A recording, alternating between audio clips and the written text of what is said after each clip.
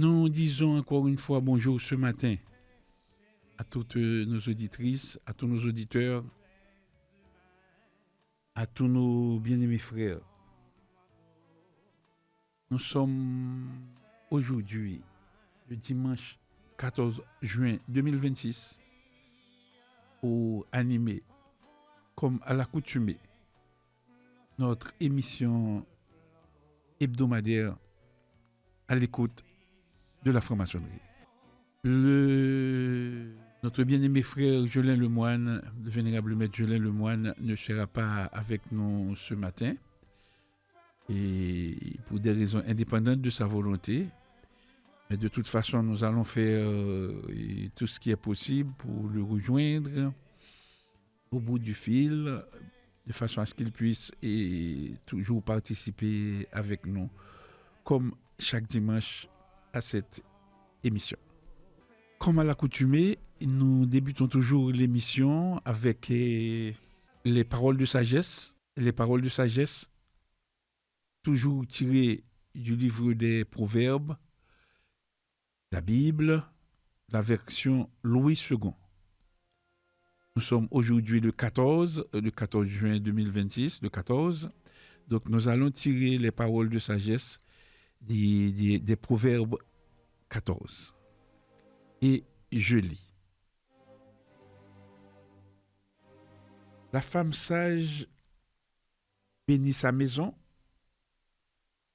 et la femme insensée la renverse de ses propres mains.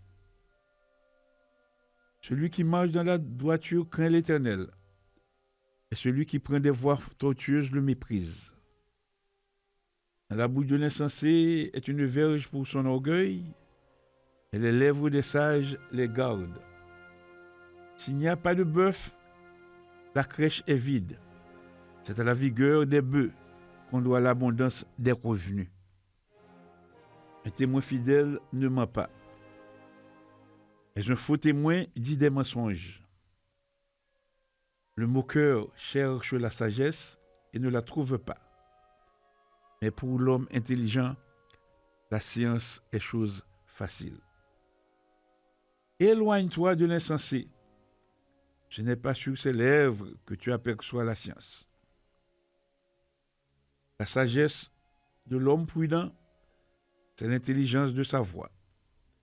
La folie des insensés, c'est la tromperie. Les insensés se font un jeu du péché. Mais parmi les hommes droits se trouve la bienveillance.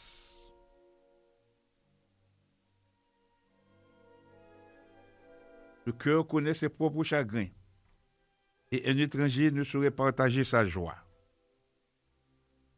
La maison des méchants sera détruite, et la tente des hommes droits fleurira. Telle voie paraît droite à un homme, mais son issue, c'est la voie de la mort. Au milieu même du rire, le cœur peut être affligé, et la joie peut finir par la détresse. Celui dont le cœur s'égare sera saisi de ses voies, et l'homme de bien sera saisi de ce qui est en lui. L'homme simple croit tout ce qu'on dit, et l'homme prudent est attentif à ses pas. Le sage a de la retenue et se détourne du mal, mais l'insensé est arrogant et plein de sécurité. Celui qui est prompt à la colère fait des sottises, et l'homme plein de malice s'attire la haine. Les simples ont en partage la folie, et les hommes prudents se font de la science une couronne. Les mauvais s'inclinent devant les bons, et les méchants aux portes du juste. Le pauvre est odieux même à son ami, mais les amis du riche sont nombreux. Celui qui méprise son prochain commet un péché, mais heureux celui qui a pitié des misérables. Ceux qui méditent le mal ne s'égarent-ils pas, mais ceux qui méditent le bien agissent avec bonté et fidélité. Tout travail procure l'abondance, mais les paroles en l'air ne mènent qu'à la disette. La richesse est une couronne pour les sages, la folie des insensés est toujours de la folie. Le témoin véridique délivre des âmes, mais le trompeur dit des mensonges. Celui qui craint l'Éternel possède un appui ferme. Ses enfants ont un refuge auprès de lui. La crainte de l'Éternel est une source de vie pour détourner des pièges de la mort. Quand le peuple est nombreux, c'est la gloire d'un roi. Quand le peuple manque, c'est la ruine du prince. Celui qui est lent à la colère a une grande intelligence, et celui qui est prompt à s'emporter proclame sa folie. Un cœur calme est la vie du corps, mais l'envie est la carie des os. Opprimer le pauvre, c'est outrager celui qui l'a fait. Mais avoir pitié de l'indigent, c'est l'honorer. Le méchant est renversé par sa méchanceté, mais le juste trouve un refuge même en sa mort. Dans un cœur intelligent repose la sagesse, et au milieu des insensés, elle se montre à découvert. La justice élève une nation, mais le péché est la honte des peuples. La faveur du roi est pour le serviteur prudent, et sa colère pour celui qui fait honte. C'était les paroles de sagesse tirées des Proverbes 4, la Bible, version Louis II.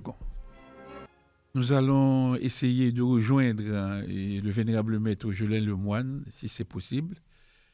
Nous allons demander à notre metteur en nom de bien vouloir nous mettre en contact avec le vénérable Jolin Lemoine. Là où il est, il pourra partager avec nous l'émission. Nous avons essayé de rejoindre le vénérable maître Jolin Lemoine sans succès, donc s'il est à l'écoute, il pourra nous rejoindre au cours de l'émission. Chères auditrices, chers auditeurs, bien-aimés frères, encore une fois bonjour et bienvenue à votre émission à l'écoute de la franc-maçonnerie. En ce dimanche 14 juin 2026, nous sommes heureux de vous retrouver pour un nouveau moment de réflexion, de partage et d'élévation spirituelle. Fidèles à notre vocation, nous ouvrons aujourd'hui un espace de dialogue serein, où la parole se met au service de la connaissance, où la pensée se met au service de la sagesse, et où la fraternité demeure un fil conducteur de nos échanges. Le monde dans lequel nous vivons nous confronte chaque jour à de multiples défis. Division, incompréhension, crise de confiance, perte de repères. Face à ces réalités, la franc-maçonnerie continue de rappeler avec force que l'être humain possède en lui les ressources nécessaires pour bâtir des ponts plutôt que des murs, pour rechercher la lumière plutôt que s'abandonner aux ténèbres de l'ignorance, pour privilégier l'unité plutôt que la discorde. Notre émission n'a pas pour ambition d'imposer des vérités toutes faites. Elle se veut plutôt une invitation à la réflexion, à l'introspection et à la découverte de ces valeurs universelles qui ont traversé les siècles. La liberté de conscience, la tolérance, le respect de la dignité humaine, la justice et l'amour fraternel. Le 14 juin est également associé dans plusieurs traditions à la mémoire du prophète Élisée, figure de transmission spirituelle et de fidélité à la mission reçue. Son exemple nous rappelle qu'aucune œuvre durable ne peut être accomplie sans humilité, sans persévérance et sans service désintéressé envers nos semblables. Ce matin, nous vous invitons donc à nous accompagner sur les sentiers de la pensée initiatique. Ensemble, nous tenterons de mieux comprendre les symboles, les enseignements et les questionnements qui nourrissent la démarche maçonnique. Nous explorerons non seulement ce qui se passe dans le temple, mais également ce qui doit rayonner hors du temple, dans nos familles, dans nos communautés et dans notre société.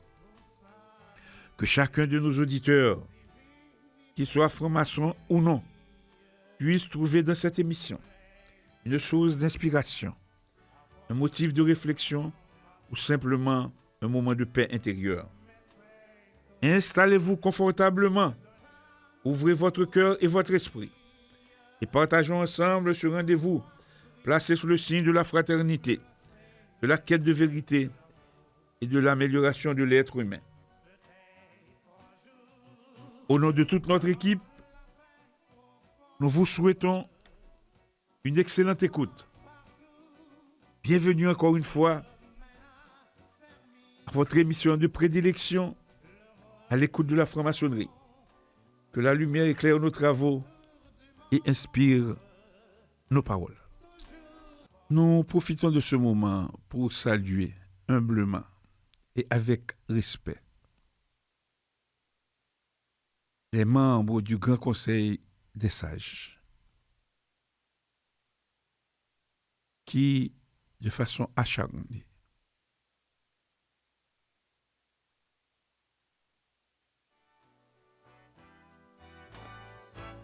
travaillent pour que l'ordre, la discipline et le respect puissent s'instaurer à nouveau au sein du Grand Orient d'Haïti de 1824. Généralement, il y a un point clé de l'émission, c'est la question de l'auditeur, mais généralement, c'est le vénérable maître Julien Lemoine qui reçoit toujours les questions de l'auditeur. Donc, malheureusement, il n'est pas avec nous ce matin. Et malgré les efforts du metteur en ondes, nous n'avons pas pu le rejoindre. Et donc, nous n'aurons pas ce rubrique, ce point, ce matin, ce point relatif à la question de l'auditeur. Définitivement, nous passons au point clé, le point essentiel de l'émission. C'est le message du jour. Nous avons choisi ce matin, puisque nous sommes à l'approche du solstice d'été. En ce sens, nous avons choisi ce matin d'orienter et en fait de parler des équinoxes et des solstices. Le thème que nous avons choisi de présenter ce matin à l'émission est les équinoxes et les solstices, le grand langage du ciel et la quête de la lumière. Chères auditrices, chers auditeurs, bien-aimés frères, vous tous qui nous écoutez religieusement ce matin, depuis que l'homme a levé les yeux vers la voûte étoilée, il a compris qu'il existait un ordre supérieur gouvernant le monde visible et invisible.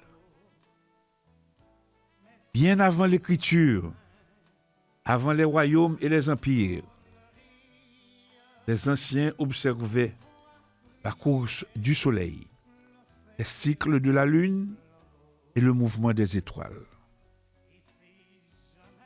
Parmi tous les phénomènes célestes, 4 moments sacrés ont toujours retenu l'attention de l'humanité.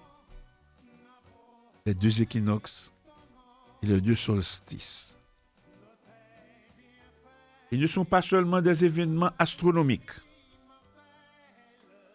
Ils constituent des portes du temps, des seuils spirituels, des moments où le ciel semble dialoguer avec la terre.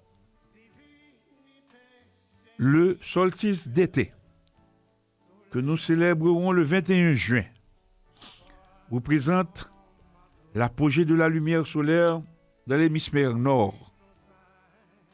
Mais derrière cette réalité physique se cache une multitude de significations symboliques, initiatiques et spirituelles que toutes les traditions ont tenté de comprendre. Aujourd'hui, chères auditrices, chers auditeurs, bien-aimés frères, nous vous invitons à entreprendre avec nous un voyage au cœur des mystères des équinoxes et des solstices. Parlons d'abord de la réalité astronomique.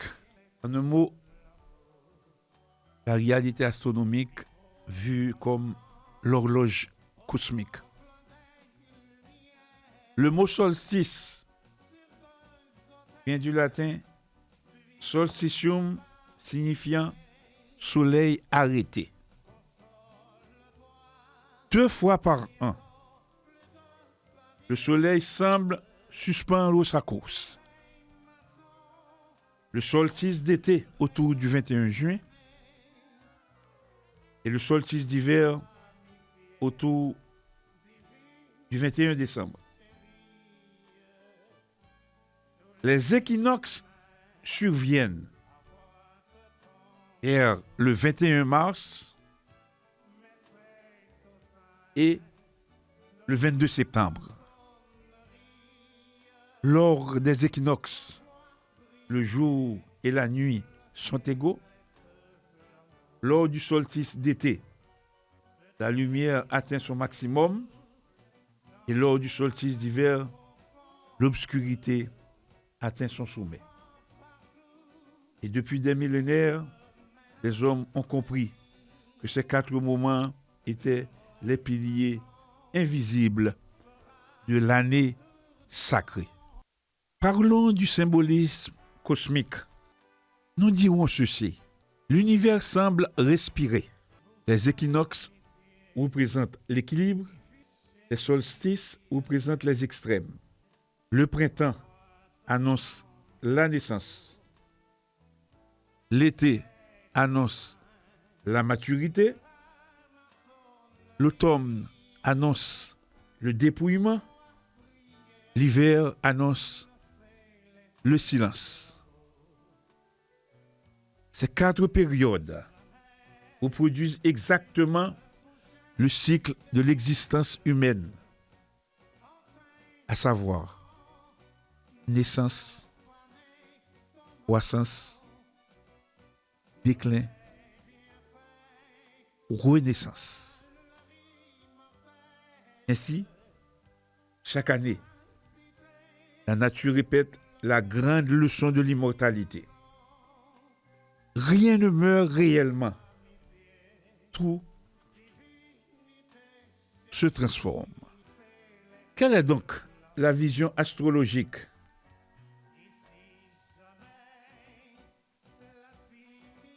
Pour l'astrologie traditionnelle, les équinoxes et les solstices ouvrent les 4 portes cardinales du zodiaque. Équinoxe du printemps. Le soleil entre dans le bélier. C'est le feu de l'initiative. Solstice d'été. Le soleil entre dans le cancer. C'est la porte de l'incarnation. Équinoxe d'automne. Le soleil entre dans la balance. C'est la recherche de l'équilibre. Solstice d'hiver. Le soleil entre dans le Capricorne.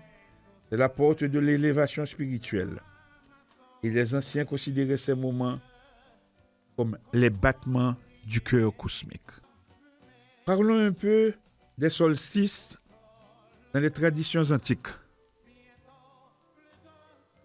Les Égyptiens associaient le solstice d'été au retour de Sirius et à la crue du Nil. Les Grecs l'associaient à Apollon, dieu solaire. Les Celtes célébraient la victoire de la lumière. Les peuples nordiques allumaient des feux sacrés afin de soutenir symboliquement le soleil. Partout dans le monde, les hommes comprenaient que la lumière visible était l'image d'une lumière invisible. Parlant d'équinoxe et de solstice, et surtout de solstice ce matin, quel est le regard biblique? Nous entrons dans les traditions. La Bible n'emploie pas explicitement les termes solstice ou équinoxe comme des fêtes religieuses. Cependant, elle affirme: les cieux racontent la gloire de Dieu et le livre de la Genèse enseigne que les luminaires furent créés pour marquer les temps, les jours et les années. Ainsi donc, les cycles célestes deviennent alors des signes de l'ordre divin. Le soleil ne devient pas un dieu, il devient le témoin de Dieu. La tradition catholique. L'Église a très tôt associé les solstices aux deux grands Jean. Saint Jean-Baptiste, sa fête est célébrée le 24 juin, quelques jours après le solstice d'été. À partir de ce moment, les jours commencent à diminuer. Et Jean-Baptiste avait dit: il faut qu'il croisse et que je diminue. Saint Jean l'évangéliste, fêté le 27 décembre, peu après le solstice d'hiver. La lumière recommence alors à croître. Ainsi, les deux Saint Jean deviennent des gardiens spirituels des deux portes solsticiales. La vision maçonnique qui nous concerne en premier chef. Pour la franc-maçonnerie, les solstices sont parmi les moments les plus sacrés de l'année. Ils marquent les deux fêtes johanniques, Saint Jean-Baptiste, Saint Jean l'évangéliste. Le temple maçonnique est lui-même construit selon une orientation solaire. L'Orient représente la naissance de la lumière. L'Occident représente son déclin.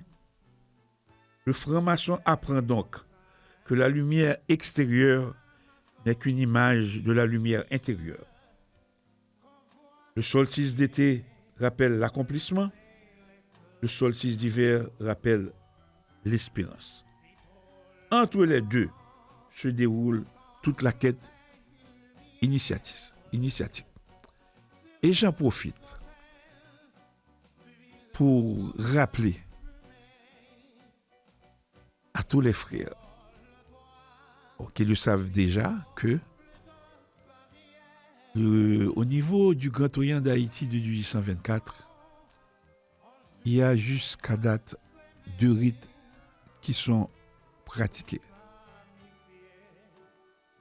Le rite Diok, et en ce sens, tous les vénérables du rite Diok sont installés dans leur fonction le 24 juin avec Jean le Baptiste. Le rite écossais ancien est accepté. Les vénérables du rite écossais ancien et accepté sont installés généralement le 27 décembre avec Saint Jean l'évangéliste, juste pour corroborer et vous montrer l'importance des équinoxes et des solstices au niveau de la franc-maçonnerie et spécifiquement au niveau du fonctionnement même du Grand Orient d'Haïti de 1824. La tradition templière. Les Templiers considéraient l'univers comme un livre écrit par Dieu. Le soleil symbolisait pour eux le Christ triomphant. Le cycle solaire représentait le combat éternel entre la lumière et les ténèbres. Le chevalier devait reproduire intérieurement ce combat. Le véritable ennemi n'était pas extérieur. Il résidait dans l'ignorance, l'orgueil et la peur. Le solstice devenait alors un appel à la vigilance spirituelle. La vision martiniste. Le martinisme, en fait, enseigne que l'homme est un être déchu cherchant sa réintégration. Le cycle solaire représente cette réintégration. Le solstice d'hiver correspond à l'âme plongée dans la matière.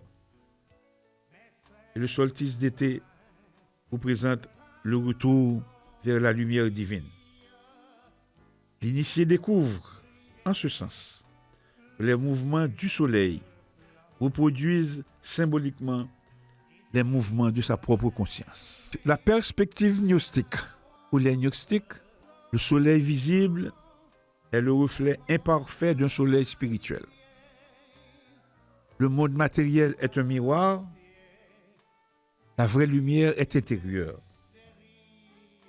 Chaque solstice devient une invitation à dépasser les apparences pour retrouver l'étincelle divine cachée dans l'homme. La lecture kabbalistique. Dans la Kabbale, l'arbre de vie représente la circulation de la lumière divine.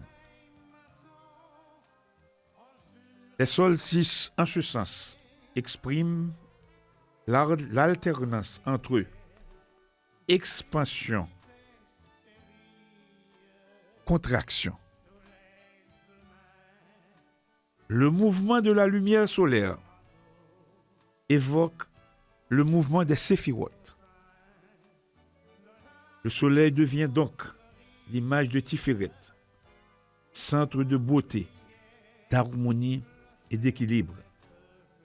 Le solstice d'été symbolise l'abondance de la lumière divine et le solstice d'hiver rappelle la nécessité de la reconquête intérieure. La tradition juive. Le judaïsme ancien observait attentivement les cycles célestes. Les grandes fêtes agricoles étaient directement liées aux saisons. Pessah au printemps, Sukkot à l'automne. Les sages voyaient dans l'ordre cosmique la manifestation de la sagesse divine. Chaque saison devenait une occasion de renouveler l'alliance entre l'homme et le Créateur. La compréhension vaudou. Dans la tradition vaudou haïtienne, nous parlons à partir du fruit de nos lectures et de nos recherches. Les phénomènes célestes sont des manifestations de l'ordre cosmique voulu par le grand maître. Le soleil est souvent associé à la puissance vitale, à la force créatrice et à l'énergie des grands mystères. Le cycle des saisons rappelle le mouvement perpétuel entre vie, mort et renaissance. Les lois eux-mêmes enseignent que tout dans l'univers est mouvement, transformation et équilibre. Le solstice représente alors un moment de concentration particulière des forces cosmiques, un temps propice à la prière, à la méditation, à la purification et au renouvellement des engagements spirituels. Nous allons ouvrir une fenêtre sur le mystère initiatique des 4 portes. Les anciens initiés parlaient de quatre portes sacrées. La porte du printemps, la porte de l'été, la porte de l'automne et la porte de l'hiver. Chaque porte correspond à une étape de l'âme. Naître, grandir, mourir, renaître. Et toute initiation authentique reproduit ce cycle. Toute vie humaine reproduit ce cycle et toute civilisation reproduit ce cycle. Arrêtons-nous en ce moment précis sur le message du solstice d'été 2026. À quelques jours du solstice du 21 juin, la nature nous adresse une leçon profonde. La lumière atteint son apogée, mais dès le lendemain, elle commencera lentement à décroître. Cette réalité nous enseigne l'humilité. Au moment même où nous croyons avoir atteint le sommet, commence déjà le mouvement qui nous ramène vers l'essentiel. Le solstice nous rappelle que toute puissance est passagère, que toute gloire est temporaire, que toute lumière extérieure finit par diminuer, mais que la lumière intérieure, elle, peut croître éternellement. À l'approche du solstice d'été, la lumière atteint son point culminant. Le soleil règne alors dans toute sa splendeur. Rien ne lui est caché. Rien ne demeure dans l'ombre. Mais le grand enseignement du solstice est paradoxal. C'est précisément lorsque la lumière atteint son sommet qu'elle commence à décroître.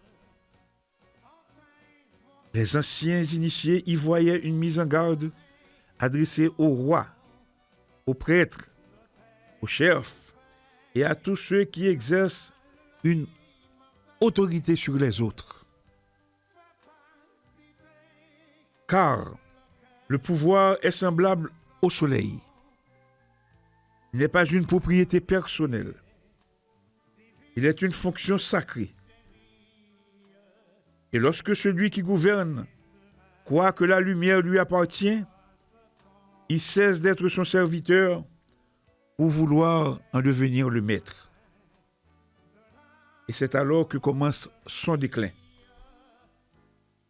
Toutes les traditions initiatiques enseignent que l'autorité n'est légitime que lorsqu'elle demeure soumise à la loi qu'il a créée. Dans le temple de Salomon, comme dans les anciennes écoles de mystère, les confréries chevaleresques, comme dans les loges maçonniques, personne n'était placé au-dessus de la règle. La règle protégeait tous les hommes contre les passions de quelques-uns. Lorsque la Constitution est respectée, l'institution demeure forte, même si les hommes sont faibles.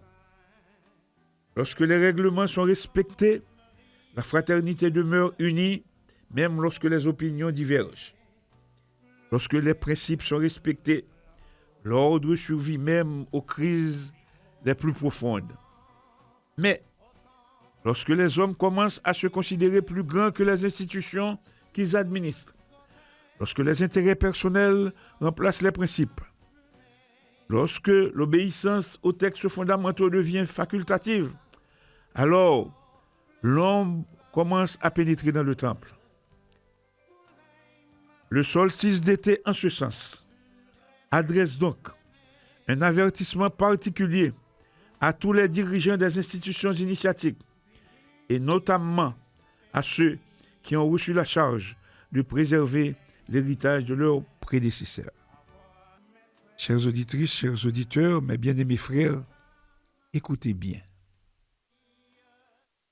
Nul n'est propriétaire de l'ordre. Nul n'est propriétaire de la tradition. Nul n'est propriétaire de la lumière. Nous n'en sommes que les gardiens temporaires. Le grand architecte de l'univers ne demande pas aux dirigeants d'être puissants. Il leur demande d'être justes. Il ne leur demande pas d'être obéis. Il leur demande d'être fidèles. Il ne leur demande pas d'imposer leur volonté. Il leur demande de transmettre intact le dépôt sacré qui leur a été confié.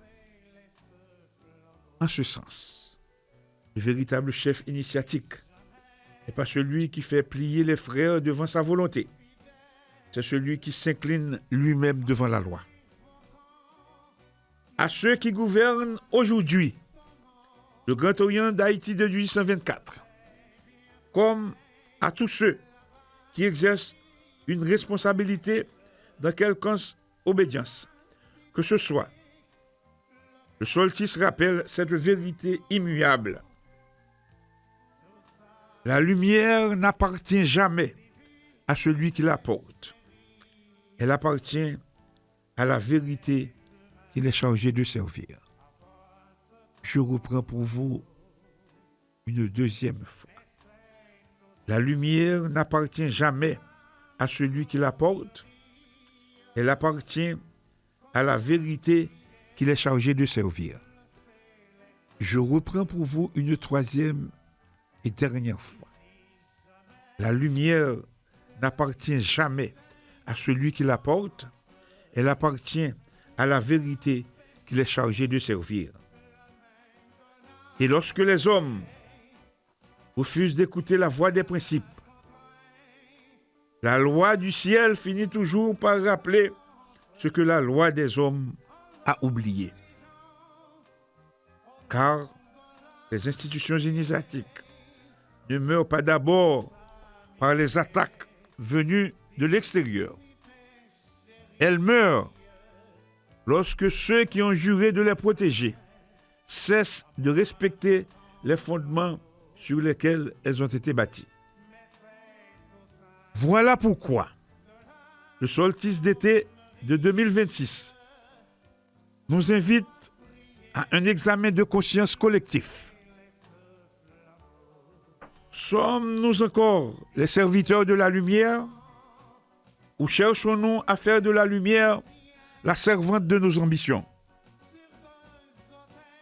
Telle est la question que le soleil pose aujourd'hui à tous les francs-maçons, à tous les dirigeants, à tous les initiés et à tous les chercheurs de vérité. Car la plus grande victoire n'est pas de gouverner les autres. La plus grande victoire est de demeurer fidèle au serment prêté devant le grand architecte de l'univers. Chères auditrices, chers auditeurs,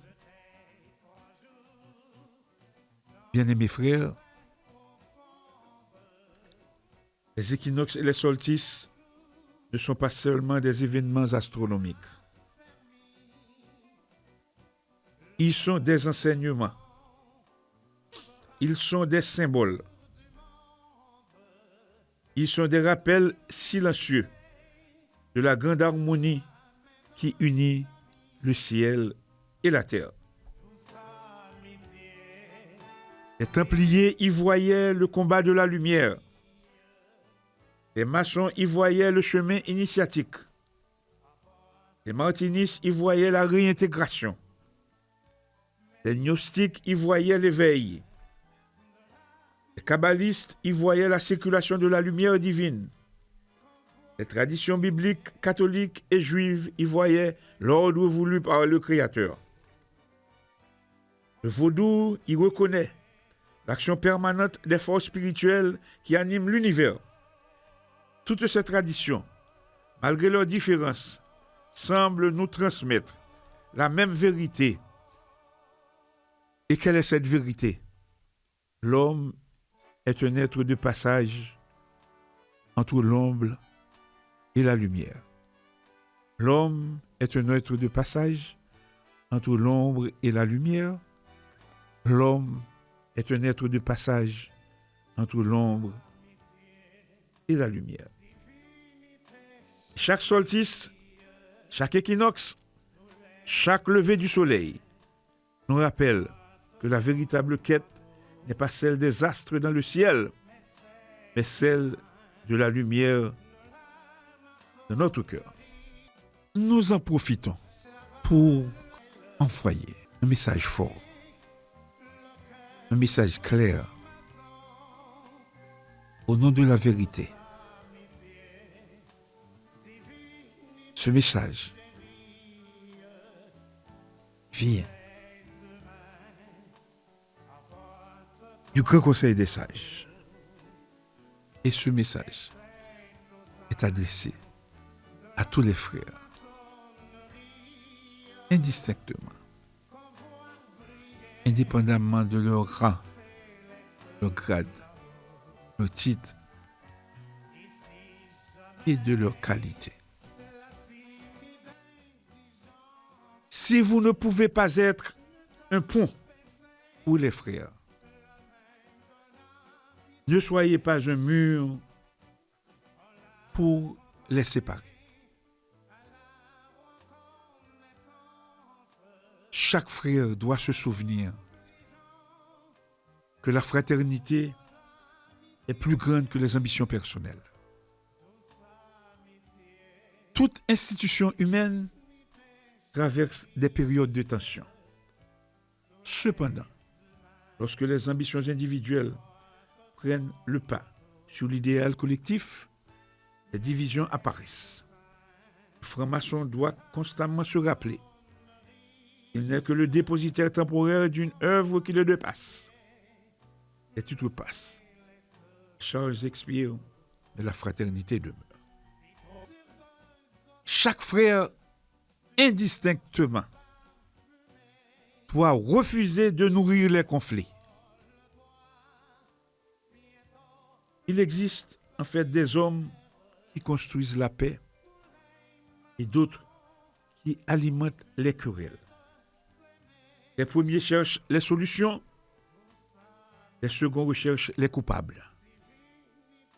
Lorsqu'un différend surgit entre frères, la responsabilité initiatique consiste à réduire les tensions plutôt qu'à les amplifier. Et chaque parole prononcée doit contribuer à rapprocher les cœurs et non à les éloigner. À l'approche du solstice d'été,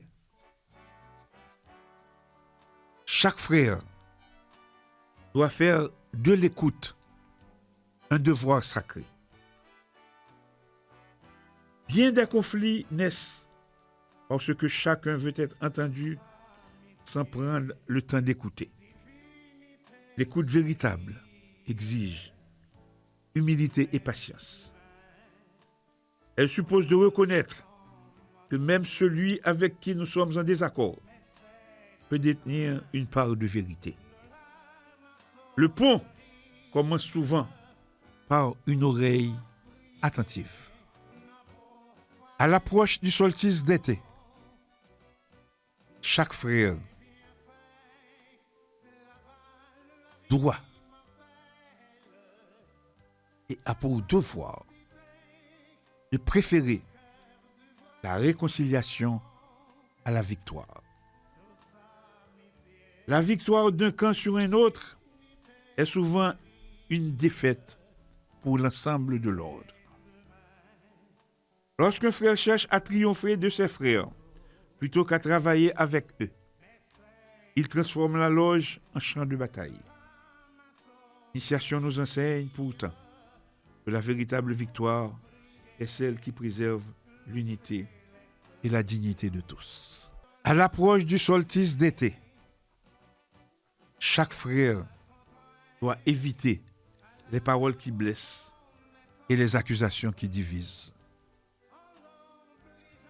Les pierres les plus difficiles à retirer sont celles qui sont lancées par les mots. Une accusation injuste, une rumeur, une insinuation ou une calomnie peuvent laisser des blessures profondes. Le franc-maçon doit veiller à ce que sa parole soit toujours conforme à la vérité, à la justice et à la charité fraternelle. À l'approche du solstice d'été, chaque frère doit cultiver le pardon comme force initiatique. Le pardon n'est pas une faiblesse. Il est au contraire une démonstration de maîtrise de soi. Celui qui pardonne refuse de devenir prisonnier de ses rancœurs.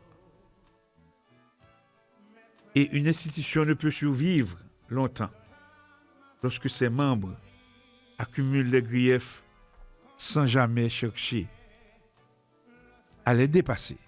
À l'approche du solstice d'été, chaque frère doit se souvenir qu'il doit préserver les institutions plutôt que les intérêts particuliers.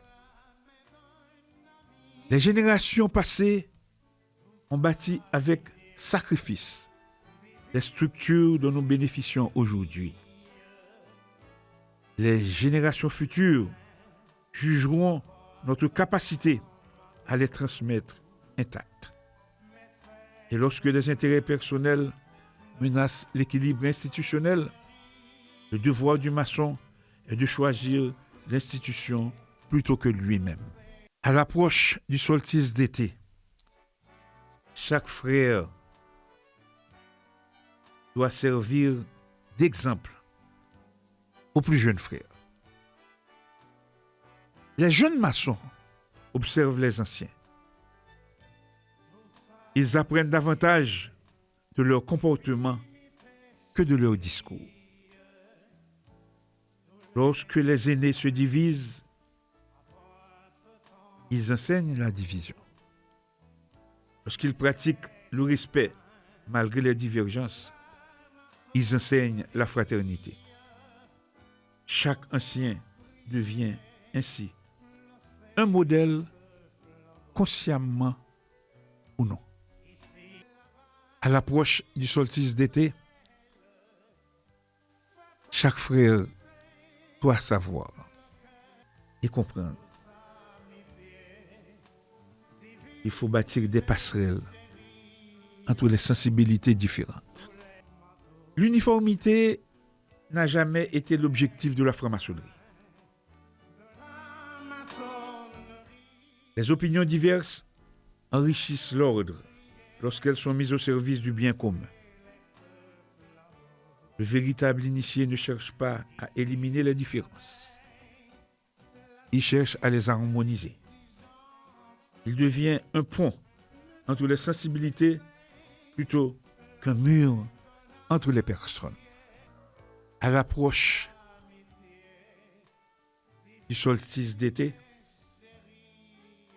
chaque frère doit comprendre qu'il doit laisser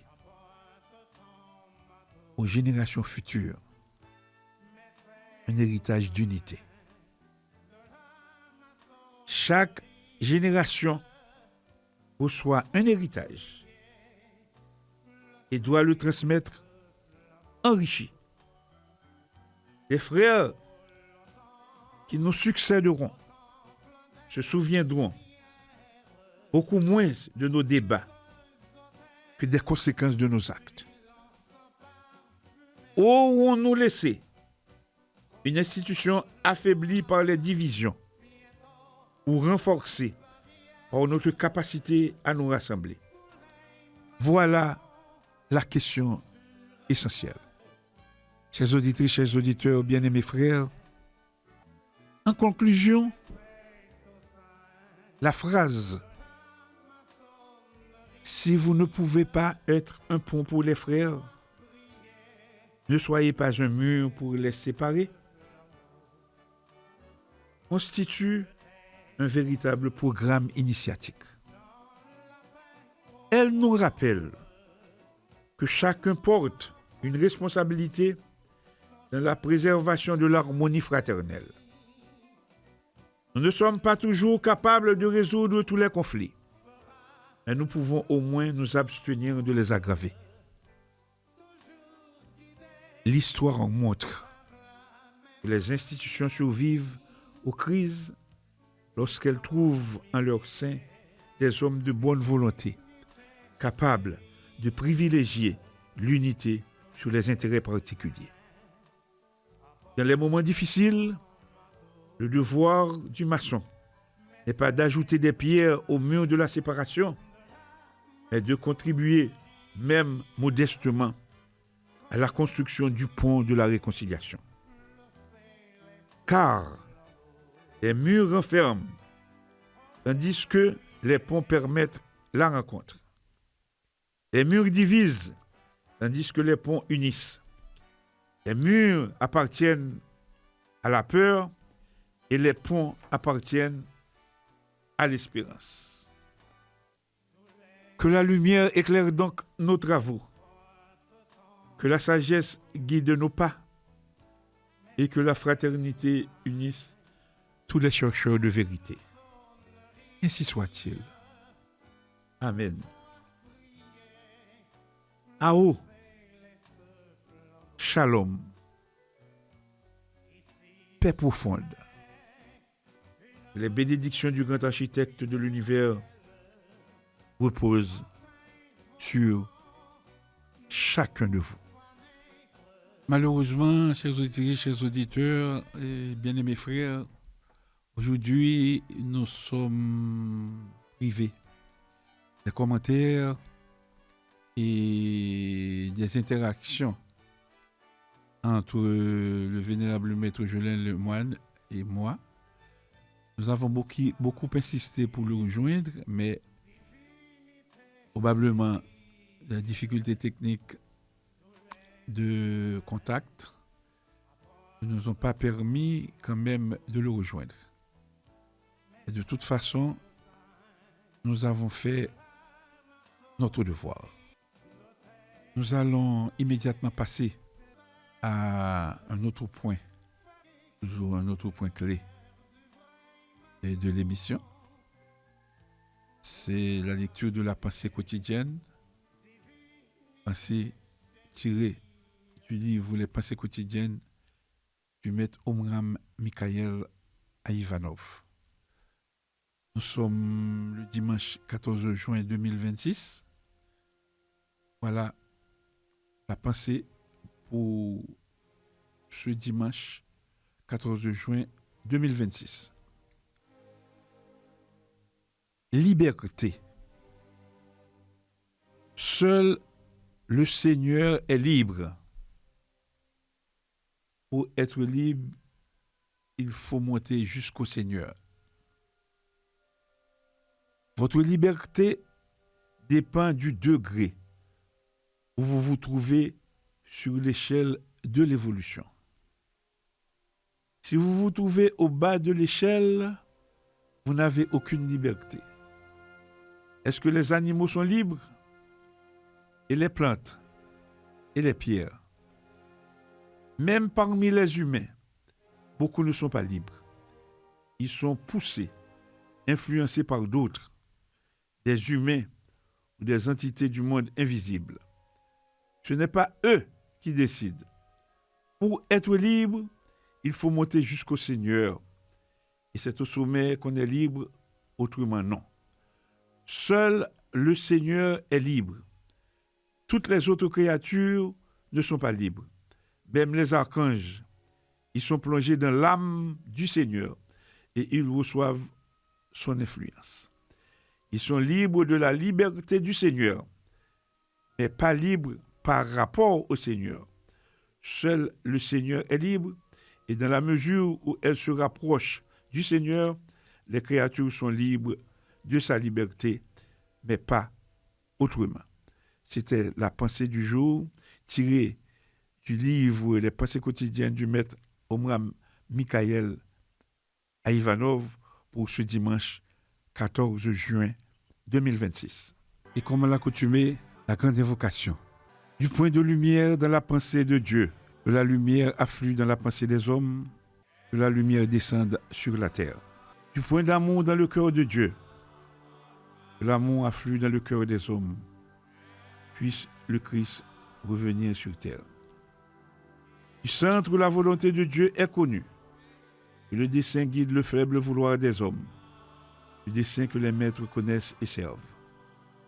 Du centre que nous appelons la race des hommes, que le plan d'amour et de lumière s'épanouisse, et puisse-t-il sceller la porte de la demeure du mal. Que lumière, amour et puissance restaurent le plan sur la terre. Chères auditrices, chers auditeurs, bien-aimés frères, ainsi s'achève notre émission à l'écoute de la franc-maçonnerie de ce dimanche 14 juin 2026.